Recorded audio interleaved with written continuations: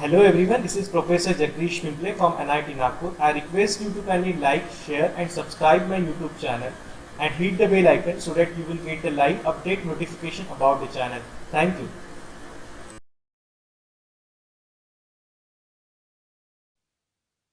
So very good morning all. In the previous video, we have gone to the hierarchy of data structure. We have seen what is algorithm, what are the characteristics of algorithm, how we are going to find out the time complexity and space complexity, what is time complexity and space complexity with respect to algorithms. All these topics we have already studied. In today's lecture, we will see what is the asymptotic analysis, or we can say what are the different types of asymptotic notation. A very important topic, examination point of view.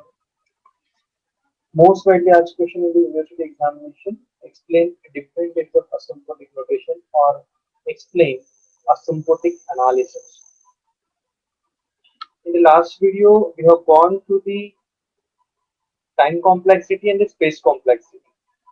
Whenever we have developed some particular algorithms, for every algorithm we need to find out its efficiency.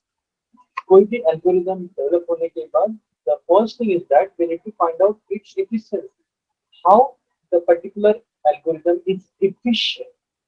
आपने जो algorithm बनाया है, आपने जो algorithm लिखा है, वो कितना efficient है. So कितना efficient है, ये हम लोग किन टर्म्स में या फिर कौन से पैरामीटर पे हम लोग ये डिसाइड करते हैं whether the algorithm is efficient or not, whether your algorithm is good or not. So it is totally depend on its time factor as well as the space factor. So I have already explained what we mean by time complexity and the space complexity in the previous video. So basically what it means is space complexity, the amount of space is required to store that program into the memory is known as a space complexity. कोई programme को कोई algos को memory में store करने के लिए कितना space लगता है, so that space is nothing but just space complexity. So already explained related to space complexity also. Your program or algorithm is having two parts. One is fixed part and another is variant part. Okay, so the collection or summation of fixed part as well as the variant part. So we will get the actual amount of space is needed for storing that particular program or it will be memory. Okay, so whereas time complexity is nothing but the amount of time is required to execute that particular program or algorithm. कोई programme को कोई algorithm को कितना time लगेगा execution के लिए, ये find out करना, that is nothing but time complexity. So how we are going to find out the time complexity. Time complexity कैसे निकाला जाता है? We have to find out how many number of executable instructions given in your program and how many times the particular instruction will get executed. आपके programme में कितने executable instruction है, हर एक instruction कितने बार एग्जीक्यूट होने वाली है, उसका समेशन हम लोग निकालते हैं.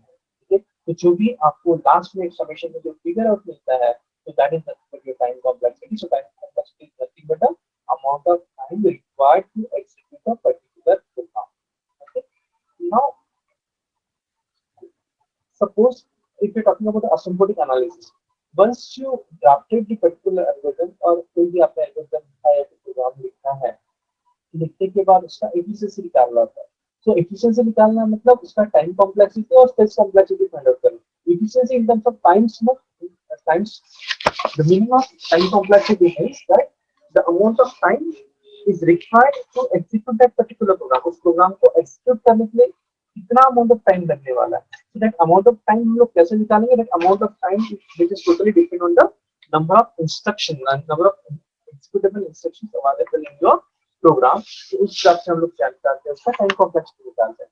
So asymptotic analysis. So asymptotic analysis of an algorithm refers to defining a mathematical foundation of the training of its runtime performance. कोई भी एल्गोरिथम का asymptotic analysis करना, that means उसका runtime performance calculate करना. So runtime performance calculate करना, that means runtime, that means amount of time इस particular algorithm को या प्रोग्राम को कितना running time लगने वाला है. So we need to check that runtime.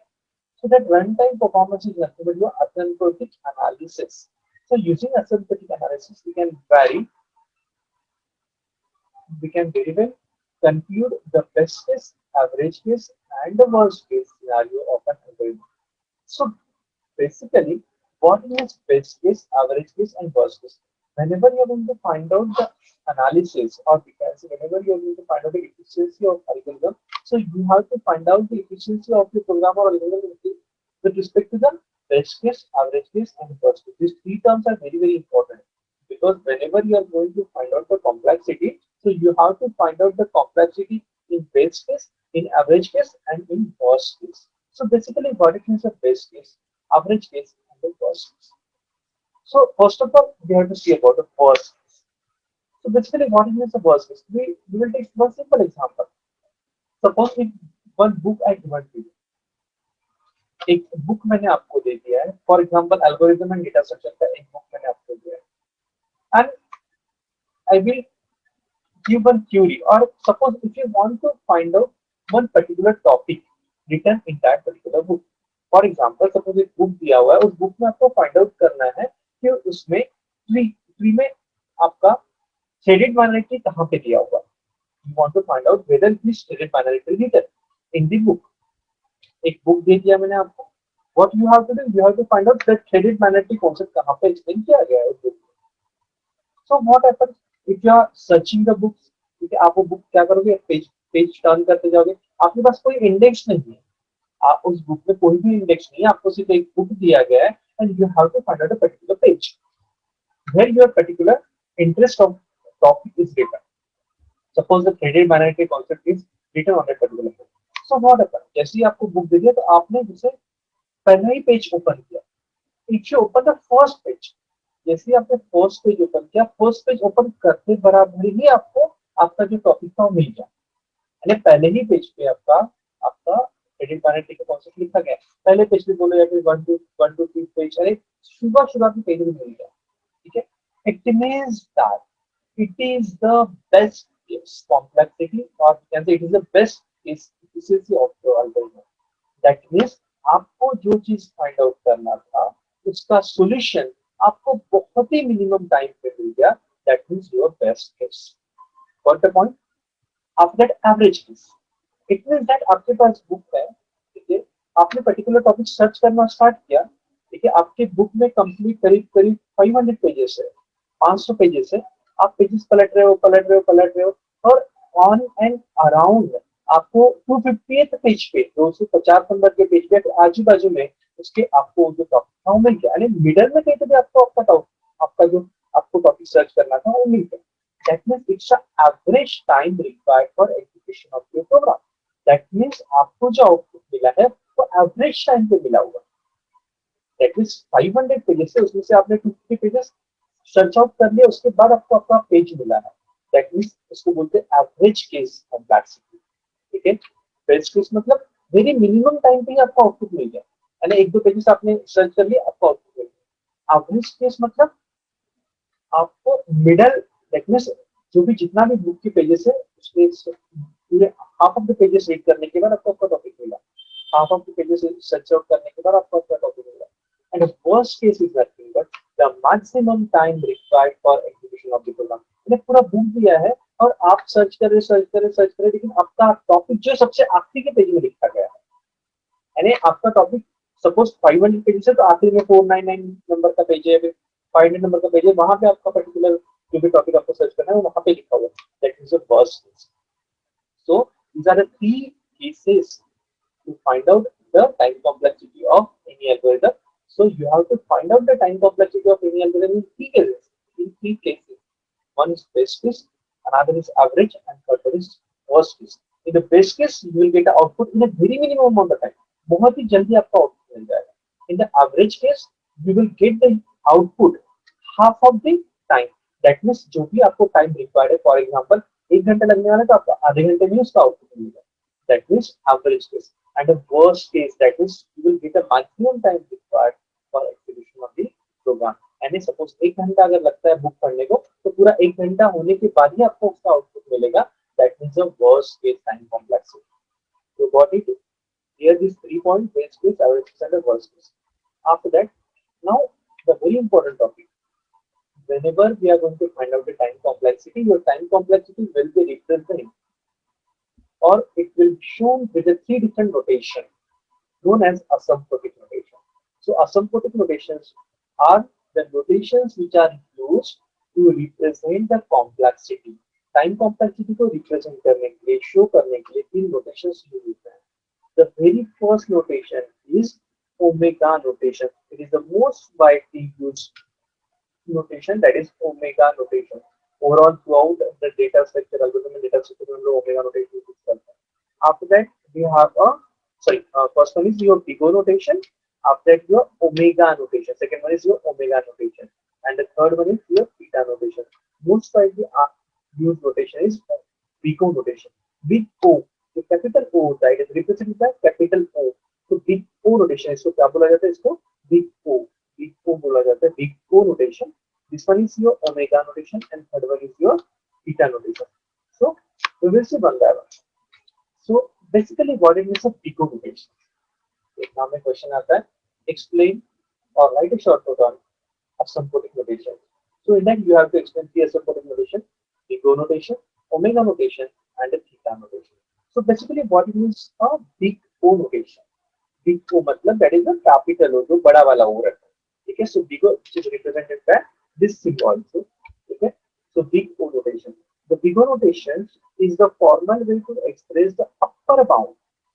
Always remember when you are talking about the big O notations, or whenever we are talking about the notations, asymptotic notation, the three things are very important: upper bound, lower bound, and a tight bound.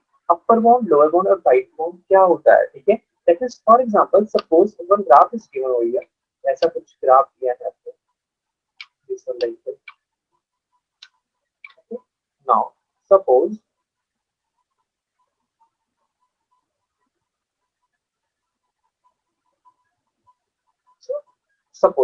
one of the function is this one. एक आपका function है ऐसा.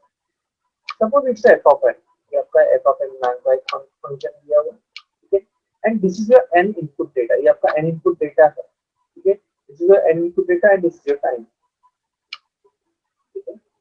नीचे भी एक graph दिया हुआ है. नीचे के डायग्राम में भी दिया है. So see over here also. ये जैसे यहाँ पे. ठीक है. Now see here. n is nothing but the input data. ठीक है. n आपका क्या है? Input data है. And whereas यहाँ पे आपका क्या है? यहाँ पे आपका टाइम दिया हुआ है. यहाँ पर टाइम है. And here n stands for the input data. Time है और input data है. So big O notation is the formal way to express the upper bound of the number. So there are three different cases, as I already explained: best case, average case, and the worst case. If we are talking about the upper bound, lower bound, and the tight bound with respect to the complexity, that means there are three different notations, that is big O notations, omega notation, and beta notation. So if you are talking about the big O notations, जैसे big O notations हम लोग बोलते हैं तो उसके साथ एक term जुड़ी हुई है. The notation with the big O notations, one term that is one parameter, that is the upper bound. ठीक है. एक big O notations के साथ एक जो term attach हुई है known as an upper bound, और upper bound को हम लोग बोलते हैं worst case. जो already तीन cases हम लोगों ने देखे, that is best case, average case, and the worst. Best मतलब जो भी आउटपुट मिलेगा कम से कम समय में मिलेगा. Average मतलब half of the समय में मिलेगा. That is half of the time required. We have to spend half of the time to execute that particular program. And the worst case, that means we require to spend the maximum time to get output. So if we are talking about the big O notations, so big O notations से हम लोग क्या देखते हैं? Big O notations always gives the upper bound complexity, or we can say it is related to the worst case time complexity. So big O notations always return the upper bound, or it is related with the worst case time complexity. That means big O notations always आपको क्या return करेगा? It is always return the worst case time complexity. That means worst मतलब maximum time कितना लगेगा. So whatever maximum time is required to execute that particular program, that time or that particular frequency or that particular complexity will be written by the big O notation. Okay, so that means big O notation, big O of n is a formal way to express the upper bound of an algorithm. It measures the worst time complexity of the longest amount of time an algorithm can possibly take to complete. यानी एक particular algorithm आपने लिखा, इस particular algorithm को execute करने के लिए maximum to maximum कितना टाइम लग सकता है, that time will be written as your Vigo notations known as a worst case time complexity. So Vigo notation is always written as worst case time complexity. So here you can see f of n is a function. यहाँ पे f of n दिया हुआ है, f of n is a function and g of n is also a function. And where c is a constant value. c क्या होता है? Constant value होता है. That means जैसे ही आपका ये आपका function है, that is your input data. Right? Input data can be anything. Okay. अब that here is a g of n, c is your positive value. C is always greater than 0. You can see over here big of f of n, that is big of f of n is a function, is equal to g of n. And a big of f of n and big of complexity of any function, that function can be anything. It is your program or whatever this is the number of instructions executed, number of instructions taken into that particular program, or that would be of executable instructions. So big of f of n can be anything equal to g of n. So where there exists c is greater than 0, c हमेशा 0 से greater होना चाहिए, and in 0 c and n both the values should be greater than 0. So then f of n is less than equal to c of g of n for r and equal to n greater than 0. It means that what? It is just a simple formula to find out the Vigo notation. Okay. So forget these things. Just we have to remember. We always Vigo notations returns the upper bound complexity. That means one simple example given to you. Suppose आपके पास आपके घर में कुछ चोरी हुआ है, ठीक है, and the police वाला will provide the 10 suspected members, ठीक है, आपके घर पे चोरी थेफ्ट आया है, ठीक है, आपके घर में चोरी हुआ है, ठीक है, आप पुलिस स्टेशन में कंप्लेंट करते हो, ठीक है, पुलिस स्टेशन में कंप्लेंट करने के बाद what the police station or the policeman will give one solution. They will stand the different people, different suspected people in front of you. ठीक है, यानी आपके घर में चोरी हुई है, पुलिस स्टेशन में पुलिस वाले ने क्या 10 अलग अलग बंदे को आपके सामने खड़ा कर दिया, इसलिए कि पहचानो इसमें से कौन है, आप जानते हो कैसे, ठीक है. So what you are going to do, you have to see the first page, then second page, then third page, then fourth page, then sixth page, like this you have to visit each and every person. 10 लोग खड़े किया तो 10 लोगों को आपको देखना पड़ेगा, whether you will find the first person, or whether you will find out the second person, or whether you will find the fourth or fifth person.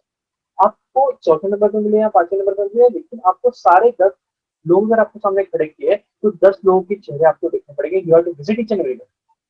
It means that whether you will get the solution in a minimum amount of time or whether you will get the solution in an average of time, okay, forget about that.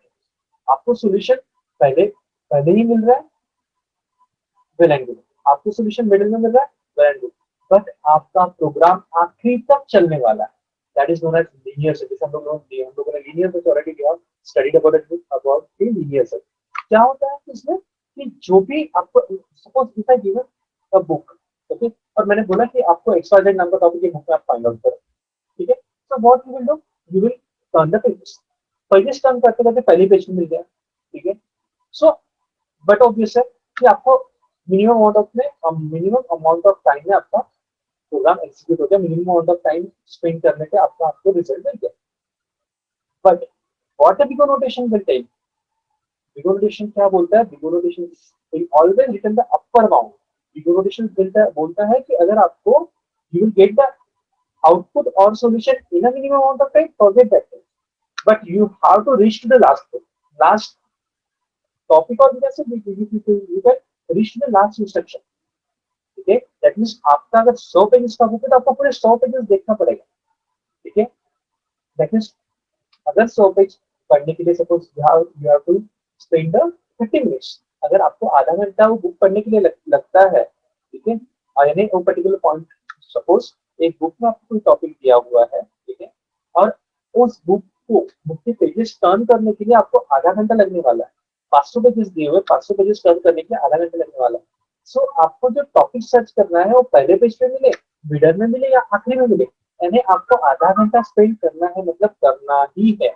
That is the Vigo notation. So Vigo notations always return the worst case time complexity. यानी इतना time लगना है मतलब लगना ही है, ठीक है, यानी वो टाइम फिक्स है कि मुझे यहाँ से वहां तक जाना है तो 1 घंटा लगना है, तो 1 घंटा लगना ही. भले ही आपके एरोप्लेन से जाओ, भले ही आपको स्पोर्ट्स बाइक लेके जल्दी से भागो, कितना भी और डिस्टेंस आप कितने भी कम समय में कट ऑफ कर सकते हैं, ठीक है। लेकिन आपके लिए अगर 1 घंटा दिया हुआ है तो you have to you utilize that all the 1 hour, ठीक है। That means a big O notation, ठीक है, it will always be the upper bound time complexity, that means a worst case time complexity.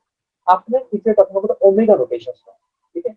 जैसे बिगो में क्या था, it is related to upper bound, यानी अगर ये आपका फंक्शन है, ये वाला अगर आपका फंक्शन है तो it is always return the upper bound, ये अपर बाउंड, यहाँ यहाँ आपका ये रहेगा कॉम्प्लेक्सिटी, यहाँ पे ऐसा कुछ रहेगा, ठीक है।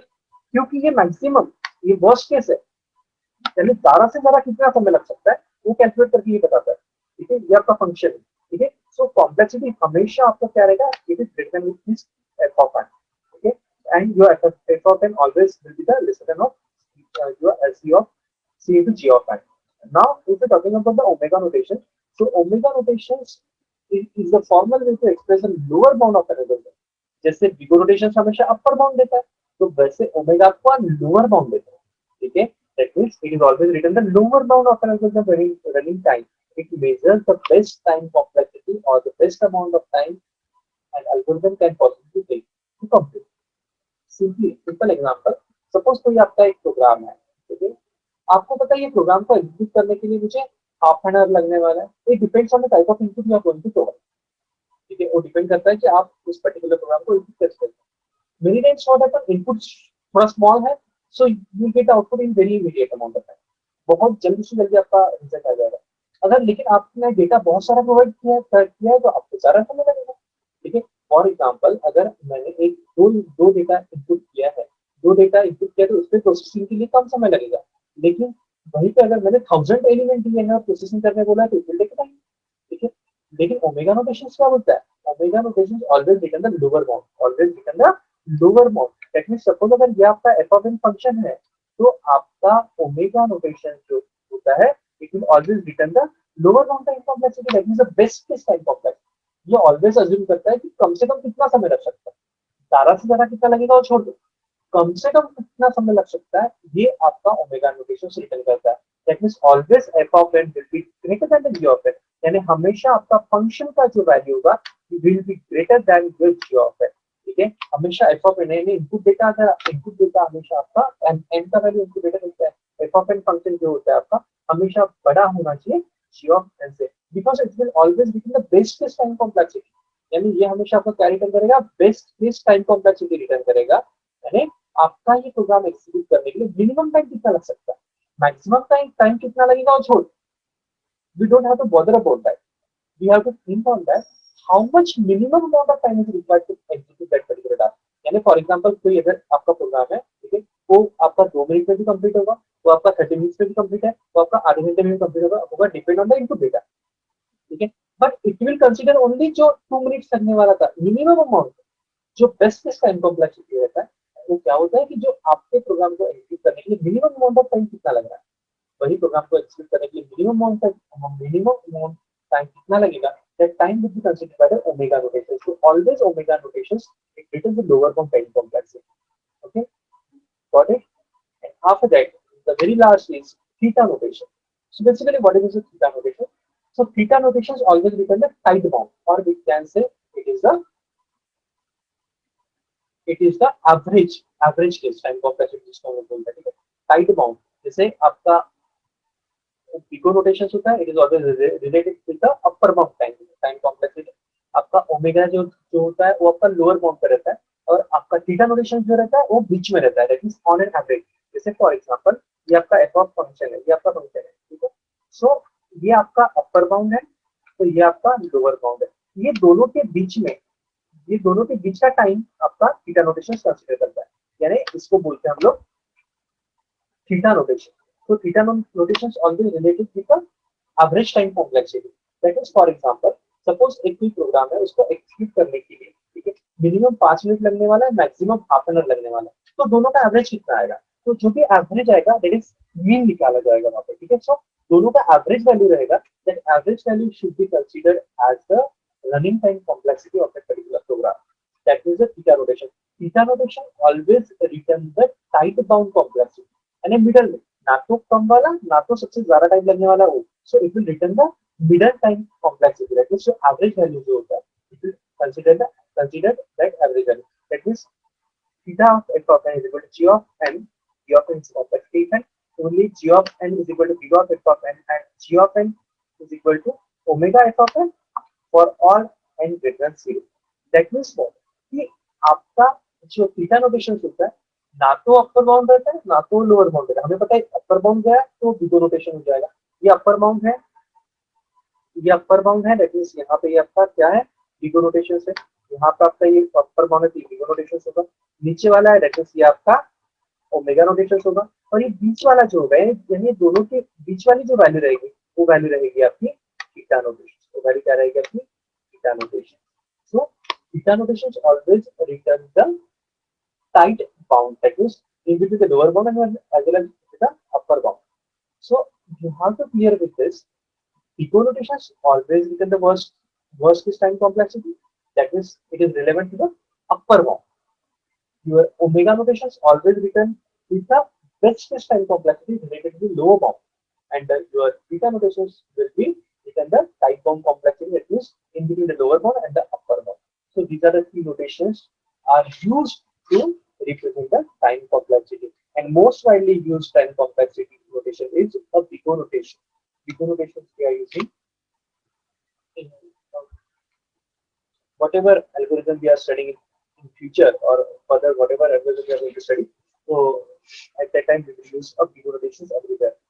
So Bigot notations are widely used notations because it will always use a worst case time complexity. Maximum time कितना लगेगा वो हमें बताता है. ठीक है. Now will see few example of how to find out time complexity of a particular code. Particular code का हम लोग टाइम कॉम्प्लेक्सिटी कैसे निकालते हैं. फॉर एग्जांपल में क्वेश्चन आता है, कोई आपको एक कोड दिया जाएगा और बोला जाएगा find out its time complexity. इसका टाइम कॉम्प्लेक्सिटी निकाल के बताइए. ठीक है. So how we are going to find out the time complexity. Suppose यहाँ पे कोड दिया हुआ है. ठीक है. ये इस तरीके से कोड दिया हुआ है. ठीक है. नाउ ये कोड में आपको ऐसे इंस्ट्रक्शन देखना है कि जो एग्जीक्यूट होने वाला है. ठीक है. जैसे ये आपका यहाँ से प्रोग्राम स्टार्ट हुआ. ठीक है. तो यहाँ से आपका ये आपका ओपनिंग ब्रेस हो गया. ठीक है. नॉन एग्जीक्यूटेबल स्टेटमेंट है. ठीक है. अभी integer i, n is equal to 8. ठीक है. अभी यहाँ पे मान के चलते यहाँ पे n का वैल्यू कुछ नहीं है. ठीक है. अगर n दोगे तो यहाँ पे n इज इक्वल टू 8 हो जाएगा. ठीक है. So integer i, n is equal to 8. It is executed one time. एक ही बार एग्जीक्यूट होगा वो इंस्ट्रक्शन. बार बार होगा क्या? नहीं होगा. because that is a single instruction. After that, यहाँ पे एक लूप लिखा हुआ है for i is equal to 1, i is less than n, i plus plus. यानी ये लूप लगाया हुआ है. ये लूप कहाँ तक चलने वाला है? i is equal to 1, i is equal to 2, i is equal to 3, i 4 till n तक. ये कहाँ तक जाएगा? n तक जाएगा. लेकिन it will execute one more time. n plus 1 time execute होगा क्योंकि ये n तक तो चलना ही चलना है उसको. ये n टाइम्स तो चलेगा ही चलेगा, लेकिन एक बार और इसलिए चलेगा कि जो फर्स्ट कंडीशन चेक करेगा. ठीक है. दैट मींस अगर ये n इज इक्वल टू 8 है तो ये 8 टाइम तो चलेगा ही चलेगा. ठीक है. लेकिन जैसे i का वैल्यू 9 हो जाता है तो ये ऊपर जाएगा, चेक करेगा कंडीशन इज फॉल्स और नॉट. कंडीशन फॉल्स होगा तो बाहर आ जाएगा. दैट मींस ये वाला लूप आपका कितने बार एग्जीक्यूट होगा? n plus 1 टाइम एग्जीक्यूट होगा. दैट मींस अगर n का वैल्यू 8 है तो ये 9 टाइम एग्जीक्यूट हो जाएगा. ठीक है. After that then print hello world. यानी ये वाला स्टेटमेंट अभी इस लूप के अंदर दिया हुआ है. ये फॉर लूप के अंदर है. दैट मींस प्रिंट हेलो ये कितने बार चलेगा? n टाइम चलेगा. क्योंकि ये लूप अगर n टाइम चलेगा, n plus 1 टाइम चलेगा, क्योंकि n plus 1 इसलिए जो है कि one more time is for what? To checking the false condition. So ये लूप के अंदर ये प्रिंट हेलो वर्ड लिखा हुआ. दैट इज हेलो वर्ड कितने बार प्रिंट होने वाला है? n time. यानी i is equal to 1 होगा तो हेलो वर्ड प्रिंट होगा. i2 होगा तो हेलो वर्ड प्रिंट होगा. i3 होगा तो हेलो वर्ड प्रिंट होगा. लाइकवाइज तब तक n तक. जैसे ये फॉल्स रहेगा तो बाहर निकल जाएगा. That is n. So now you have to add all these values 1 plus n plus 1 plus n. ठीक है. So total execution steps are 1 plus n plus 1 plus n. ठीक है. 1 n plus 1 and n. So इसका पूरा summation निकालते हैं हम लोग. So what is the answer? You will get the answer 2 plus 2n. The answer is 2 plus 2n. So what is the time complexity of this program or code? So big of n. What is the highest power of n? n का highest power कितना है? 1 है. ये n का highest power कितना है? 1 है. ठीक है. 1 है. That means ये particular प्रोग्राम का टाइम कॉम्प्लेक्सिटी जो है big of n है. क्वार्टर पॉइंट क्या किया कि हर एक इंस्ट्रक्शन कितने बार एग्जीक्यूट होने वाले वो लिख दिया. जैसे फर्स्ट इंस्ट्रक्शन एक बार होगी, दूसरी इंस्ट्रक्शन n plus 1 टाइम होगी, उसके बाद ये n टाइम्स होगा. तो ये सभी इंस्ट्रक्शन सभी जो नंबर्स आए उसको हमने क्या करके ऐड कर दिया. ऐड करने के बाद n का हाईएस्ट पावर देखो कितना है. तो यहाँ पे क्या आएगा? ये big of n आएगा. ठीक है. Second example will be same. So now in this example, now you can see step for execution. So integer I comma j comma n. So ये वाला इंस्ट्रक्शन जो है वेरिएबल कितने बार डिक्लेयर होंगे, एक ही बार डिक्लेयर होंगे, बार बार होंगे, ये पहला इंस्ट्रक्शन एक बार एग्जीक्यूट होगा। सेकंड क्या लिखा है, फॉर लूप लिखा है, for i equal to i less than i plus plus. तो ये वाला फॉर लूप कितने बार एग्जीक्यूट होगा, n plus one time execute होगा, ठीक है। उसके बाद ये फॉर लूप के अंदर ये फॉर लूप लिखा है, ठीक है। तो for j equal to j less than equal to n j plus, that means इसके अकॉर्डिंगली ये ऊपर वाला जो फॉर लूप है i का, i के अंदर j वाला फॉर लूप है, तो ये नीचे वाला फॉर लूप ये ऊपर वाले फॉर लूप के अकॉर्डिंग चलेगा। दैट मींस ये for i equal to i less than n i plus plus ये n प्लस वन टाइम तो चलेगा चलेगा, ठीक है। लेकिन इसके अंदर वाला जो फॉर लूप है ये कितने बार चलेगा, n प्लस वन टाइम है, ठीक है। ये इसका इंडिविजुअल j वाला loop n plus one time चलेगा, लेकिन किसके अकॉर्डिंगली, ये ऊपर वाला जो फॉर लूप है उसके अकॉर्डिंगली ऊपर वाला फॉर लूप कितने बार चलेगा, n टाइम चलेगा। दैट मींस ये ऊपर वाला फॉर लूप के अंदर ये लिखा हुआ है। दैट मींस अगर ये ऊपर n इज इक्वल टू 5 है, सपोज मान के चलते कि n इज इक्वल टू 5 है, ठीक है, तो ये आपका फॉर लूप i वाला फॉर लूप 6 टाइम चलेगा, ये ऊपर वाला फॉर लूप 6 टाइम चलेगा, ठीक है। नाउ लेकिन नीचे वाला फॉर लूप कितने बार चलेगा, when i is equal to 1, तो ये नीचे वाला for loop suppose n is equal to 5 है, तो नीचे वाला फॉर लूप कितने बार चलेगा, i इज इक्वल टू 1 है तो j का लूप 5 बार चलेगा, i 2 होगा तो j का लूप 5 बार चलेगा, i 3 होगा तो j का लूप 5 बार चलेगा, i 4 होगा तो j का लूप 5 बार चलेगा। लाइकवाइज इस ऊपर वाले फॉर लूप के अकॉर्डिंगली नीचे वाला फॉर लूप आपका चलने वाला है, इसलिए यहाँ पे क्या लिखा है n plus one into n, क्योंकि ये ऊपर वाले ये इसके अकॉर्डिंगली चलने वाला है इसलिए, ठीक है। और फिर ये फॉर लूप के अंदर क्या दिया हुआ है, ये प्रिंटर दिया हुआ है हेलो वर्ल्ड, सो ये क्या करेगा, फिर ये आपका जो हेलो वर्ल्ड है ये कितने बार प्रिंट होगा, ये जिस फॉर लूप के अंदर ये प्रिंट होता है दैट मींस ये n टाइम चलेगा, ठीक है। और ये फॉर लूप किसके अंदर है, ये ऊपर वाले फॉर लूप के अंदर है, दैट मींस ये n टाइम चलेगा। दैट मींस ये आपका हेलो वर्ल्ड कितने बार प्रिंट होगा, n into n time print होगा। That means i is equal to 1 j is equal to 1 hello world print होगा, i is equal to j is equal to 2 hello world print होगा, यानी i is equal to 1 होगा तो j का loop 5 बार जब घूमेगा तो हेलो वर्ल्ड 5 बार print होगा, फिर i is equal to 2 होगा तो j का लूप 5 बार घूमेगा तो हेलो वर्ल्ड 5 बार प्रिंट होगा। ऐसे n into n टाइम्स आपका हेलो वर्ल्ड प्रिंट होगा, ठीक है। तो इस तरीके से आपकी ये पूरी स्टेप्स पर एग्जीक्यूशन है वो निकाल दिया हमने। तो यहाँ पे क्या है टोटल एग्जीक्यूशन स्टेप्स था, ये पूरे इसको ऐड करके 1 plus n plus 1 n into n plus 1 n into n, तो इसका पूरा निकालने के बाद you will get answer 2 plus 2n plus 2n square, 2 plus 2n plus 2n square. So what is the highest power of n? Highest power of n is n square. Square वाला ही सबसे बड़ा है, तो इसलिए इसका टाइम कॉम्प्लेक्सिटी क्या हुआ है, big of n square. So likewise we have to find out the time complexity for the given code. So ऐसा कोड आपको given रहेगा, उसका आपको क्या करना है, उसका टाइम कॉम्प्लेक्सिटी आपको निकालना है। टाइम कॉम्प्लेक्सिटी कैसे निकाला जाता है, हर एक इंस्ट्रक्शन को देखना है कि वो कितने टाइम एग्जीक्यूट होने वाला है। सो पूरा इंस्ट्रक्शन का काउंट निकाल लीजिएगा, कौन सा इंस्ट्रक्शन कितने बार एग्जीक्यूट होने वाला है, फिर उसका पूरे इसका समेशन निकालिएगा। समेशन निकालने के बाद जो भी आंसर आएगा उसका हाईएस्ट पावर ऑफ n देखिएगा कितना है, तो that is nothing but your time complexity. Okay, got the point? Hope everyone understood the concept of what do you mean by asymptotic analysis, what do you mean by asymptotic notations, how we can find out the time complexity of the given code. Hope everybody understood. So thanks for watching this video. Thank you one and all. Thank you.